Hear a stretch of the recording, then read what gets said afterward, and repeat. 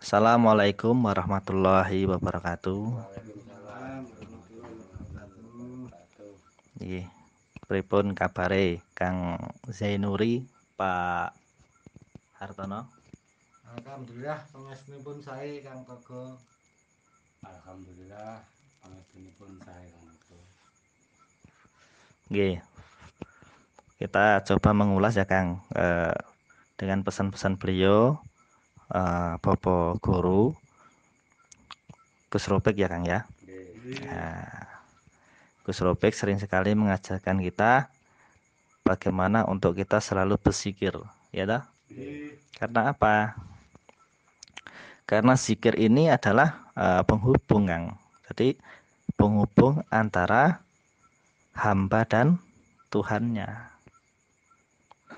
Zikir bagi insan yang beriman adalah kebutuhan. Karena zikir adalah penghubung antara seorang hamba dengan Sang Pencipta, itu tadi ya Kang ya.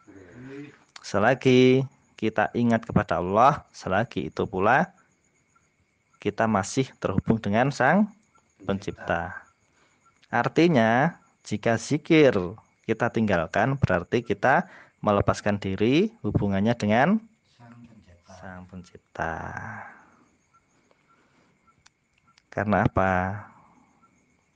Kalau kita lepas dari hubungan dengan Allah, nah di saat itulah kesempatan itu dimanfaatkan oleh setan.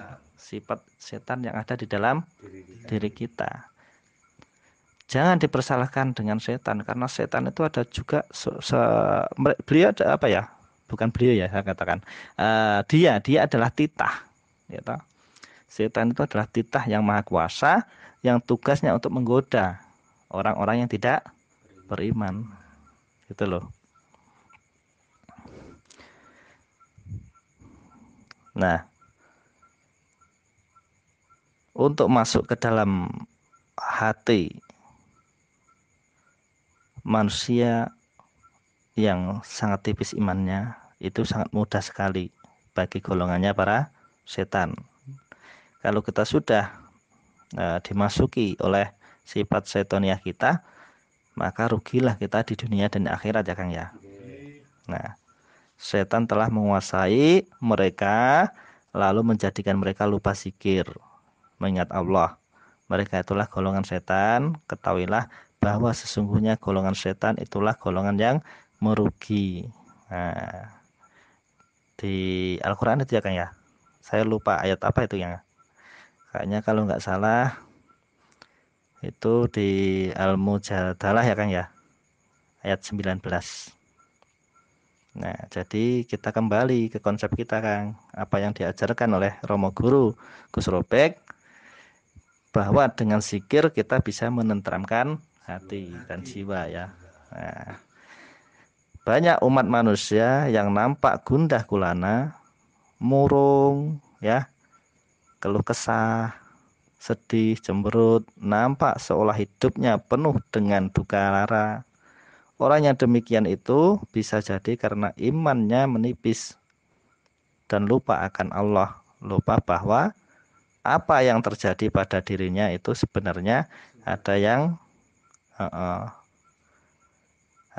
maha mengatur sesuai dengan firman-Nya. Nah, jadi orang yang ketika menghadapi masalah, dia ingat kepada Allah dan yakin serta berpasrah diri kepadanya, dia akan merasa tentram dan tenang hatinya. Karena dia yakin bahwa masalah yang terjadi itu kehendak dan ketentuan Allah yang disebut dengan sunatullah itu tadi, Kang. Ya toh? Sehingga hal itu tidak perlu disesali. Berpasrah diri sajalah kepada Allah, sembari berdoa dan ikhtiar, yang apabila dia taat dan takwa pasti akan diberi jalan keluar yang terbaik untuknya. Karena apa? Barang siapa bertakwa kepada Allah, niscaya dia akan mengadakan baginya jalan keluar dan memberinya rezeki dari arah yang tiada disangka-sangkanya. Dan barang siapa yang bertawakal kepada Allah, maka tentunya Allah akan mencukupkan keperluannya. Sesungguhnya Allah melaksanakan urusan yang dikehendakinya. Sesungguhnya Allah telah mengadakan ketentuan bagi tiap-tiap sesuatu gitu loh Kang. Ya toh? Nah, ya syaratnya piye Kang? Syaratnya kudu bertawakal. Supaya apa? Supaya Gusti Allah ki nyukupke keperluan kita ngono lho Kang. Ya toh? Pergawe lah Kang. Nah, makanya Gus Ropek sering menyampaikan zikir dan zikir, ya toh? Zikir itu perintah Allah. Sebagai bukti bahwa zikir itu perintah Allah, antara lain adalah dengan kita mengikuti anjuran-anjuran yang disampaikan beliau para mursyid kita. Ngono lho Kang. Ya toh? Nah, dan kemarin ada cerita menarik Kang, ya. Ketika ada salah satu sahabat saya yang sudah kenal lama dengan saya melalui mungkin ya di YouTube, di Facebook, dan di WhatsApp ataupun di Telegram ya Kang. Beliau bertanya apa kenal dengan Kang Togo gitu ya.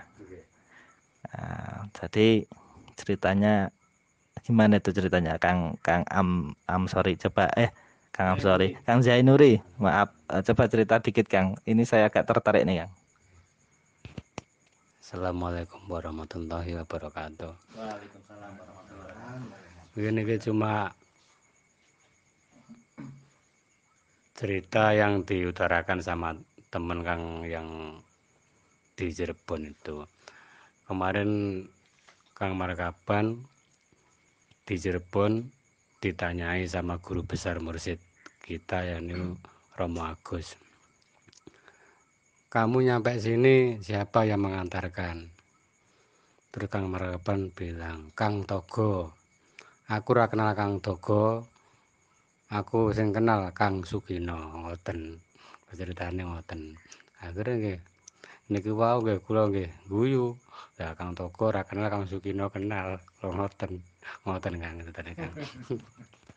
Ya ini menarik ya, cerita yang sangat menarik sekali. Ketika beliau Rama Guru Kiai Kang Agus Santoso ketika berjumpa dengan salah satu salik, kok sampai di sini siapa yang ngasih tahu itu Kang Togo. Kang Togo saya nggak kenal, jawab beliau ya Kang Agus ya. Dan beliau berkata, saya kenalnya Kang Sugino ya. Ya perlu diketahui sedulur semuanya, apalah arti sebuah nama. Yang tahu akan diriku, yang kenal akan diriku, yang bisa memahami diriku, ya aku sendiri Kang. Sampai tidak perlu tahu, ya dah. Yang penting bagaimana saya bisa menghantarkan panjenengan semua untuk sampai kepada Romo Yayi Guru Kang Agus dan juga Bobo Guru Kang Ropek gitu loh Kang. Biarlah saya seperti ini Kang. Jadi Anda berdua juga tidak perlu tahu siapa saya. Yang penting sudah ketemu saya, sudah ngobrol bareng seperti ini, cukup toh Kang? Nah gitu ya Kang. Ya yang penting laksanakan apa yang diberikan oleh sang guru mursyid. Kerjakan dengan sepenuh hati, sepenuh jiwa untuk mencapai tingkatan makom-makom rohani yang nantinya bisa menjadi penyelamat zahir batinmu, juga penyelamat dunia akhiratmu. Gitu ya Kang. Ada pertanyaan nggak Kang seputaran yang saya sampaikan tentang zikir ini tadi? Assalamualaikum warahmatullahi wabarakatuh. Niku sing kula pengen tanyakan panjenengan Kang. Apa makna dari kosong niku Kang? Apa kosong itu sudah tidak sadar apa-apa? Apa kosong itu hanya sadar satu titik, hanya Allah itu aja Kang? Itu aja Kang. Mohon penjelasannya Kang. Ya, saya akan membantu menjawab ya. Nanti untuk lebih detailnya, nanti bisa bertanya sama Gus Rubik langsung ya. Makna dari sebuah kosong itu sebetulnya adalah meninggalkan sesaat urusan keduniaanmu, memutus urusan dunia. Urusan dunia itu perangkatnya adalah akal, nafsu dan jasad. Iya toh. Manakala seharian full pikiranmu itu memikirkan kebutuhan-kebutuhanmu selama untuk mencukupi raga.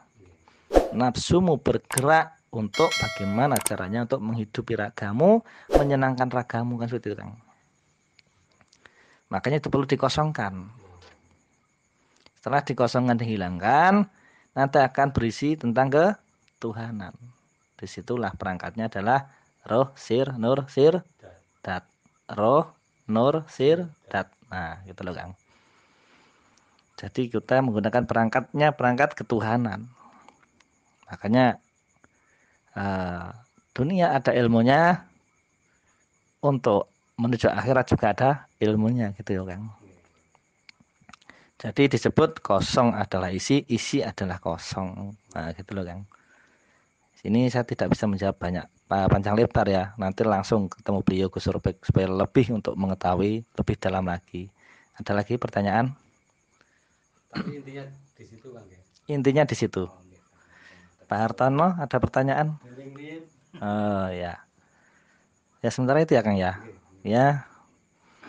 Nanti kita sambung rasa bisa lanjut kembali untuk belajar selalu untuk bagaimana supaya rohani ini selalu tercerahkan. Jangan lupa, Kang, kita di dalam belajar rohani ini kita utamakan dari diri sendiri dulu dan keluarga. Kalau kita sudah membina diri kita sendiri, membina keluarga kita, kita menjadi percontohan orang lain. Gitu ya, Kang ya. Ya, sekian dulu. Terima kasih. Semoga menjadikan sebuah pencerahan bagi Anda semuanya. Mohon maaf kalau ada salah-salah kata. Assalamualaikum warahmatullahi wabarakatuh.